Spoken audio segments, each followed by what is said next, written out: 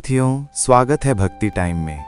आज हम स्वामी प्रेमानंद जी के ऐसे दिव्य वचन सुनने वाले हैं जो मन की बेचैनी को दूर करते हैं और जीवन को भीतर से प्रकाशमान बना देते हैं। कहते हैं, जब मन शांत हो जाता है तो जीवन अपने आप सही दिशा में बहने लगता है। आइए शुरू करते हैं आज का पवित्र प्रवचन। स्वामी प्रेमानंद जी कहते हैं, जीवन में सबसे बड़ी समस्या ये नहीं है कि लोग दुखी हैं। सबसे बड़ी समस्या ये है कि लोग दुख का असली कारण जानते ही नहीं। हर इंसान अपने बाहरी जीवन को ठीक करने में लगा है, लेकिन मन की मरम्मत कोई नहीं करता। और याद रखना, जिसका मन टूटा हो उसका भाग्य कभी नहीं बनता। प्रेमानंद जी समझाते हैं, जीवन की दौड़ में लोग आगे बढ़ने की कोशिश करते हैं, पर खुद अपने मन को पीछे छोड़ देते हैं। फिर शिकायत करते हैं कि सुख टिकता नहीं, मन शांत नहीं होता और जीवन अधूरा लगता है। वे कहते हैं, सुख कोई घटना नहीं है, सुख एक अवस्था है। सुख किसी वस्तु का नाम नहीं, सुख मन के भीतर की रोशनी है। आज के समय में लोग ये मान बैठे हैं कि ज्यादा पैसा, बड़ा घर, महंगी गाड़ी सुख का रास्ता है। लेकिन प्रेमानंद जी कहते हैं कि बाहर की चमक कभी भीतर का अंधेरा दूर नहीं कर सकती। कई लोग पूछते हैं, स्वामी जी, मन इतना बेचैन क्यों रहता है? तो वे मुस्कुरा कर कहते हैं, क्योंकि तुमने मन को कभी आराम ही नहीं दिया।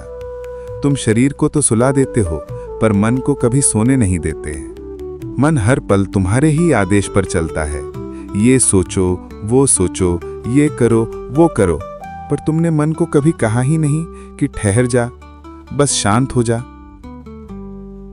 प्रेमानंद जी कहते हैं, मन को शांत करने का पहला उपाय है स्वीकार करना, क्योंकि जीवन में जो भी होता है वो आपकी इच्छा से नहीं, आपकी योग्यता के अनुसार होता है।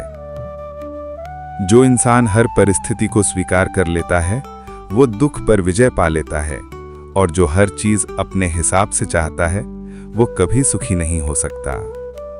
वे एक बहुत सुंदर बात कहते हैं, बस दो तरह के लोग दुखी होते हैं, एक वो जो बहुत उम्मीद रखते हैं और दूसरे वो जो बहुत सोचते हैं। उम्मीद और चिंता दो ऐसी आग हैं जो मन की शांति को जला देती हैं। प्रेमानंद जी कहते हैं, जब तक तुम ईश्वर को अपने जीवन का स्वामी नहीं बनाओगे तब तक जीवन उलझता ही रहेगा, क्योंकि मन अकेला चल नहीं सकता, उसे सहारा चाहिए, और वो सहारा केवल भक्ति है। भक्ति का अर्थ ये नहीं कि बस मंदिर जाओ और दीप जलाओ। भक्ति वो अवस्था है जब मन ईश्वर के प्रति समर्पित हो जाए। तुम कहो, हे प्रभु, मैं अपना नहीं, मैं आपका हूं। इस एक वाक्य में असली भक्ति, असली शांति और असली सुख छिपा है। प्रेमानंद जी बताते हैं, जब इंसान अपने जीवन की बागडोर ईश्वर के हाथ में दे देता है तो जीवन मुश्किल नहीं रहता। मुश्किल तब होती है जब हम ईश्वर को भी आदेश देने लगते हैं, ऐसा कर दो, वैसा कर दो। इसको इच्छा कहते हैं, और इच्छा ही दुख का बीज है।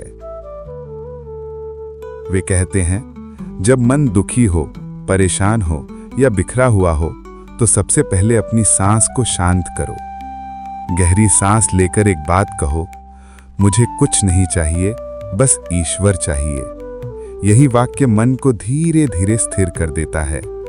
आज लोग ये समझते ही नहीं कि मन तभी दुखी होता है जब वो अतीत में रहता है या भविष्य में भटकता है, और जब मन वर्तमान में रहता है तो दुख टिक नहीं पाता। प्रेमानंद जी अक्सर कहते हैं, अतीत खत्म हो चुका है, भविष्य आया ही नहीं, और तुम इन दोनों के बीच में फंसकर वर्तमान को खो रहे हो।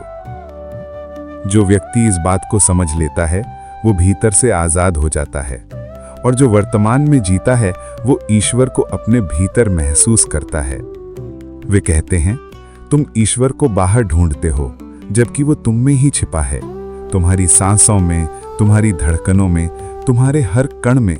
बस जागरूक होने की देर है। क्या सुंदर बात है। भक्ति, ध्यान और ईश्वर, ये तीनों कोई अलग चीज नहीं, ये मन की तीन अवस्थाएं हैं। जब मन भटकता है तो ध्यान होता है, जब मन शांत होता है तो भक्ति होती है, और जब मन समर्पित हो जाता है तो ईश्वर मिलते हैं। अंत में प्रेमानंद जी कहते हैं, मन को जीतना है तो इसे दुख के पीछे मत दौड़ाओ, इसे ईश्वर के पीछे लगाओ। बस इतना बदल दो, जीवन बदल जाएगा।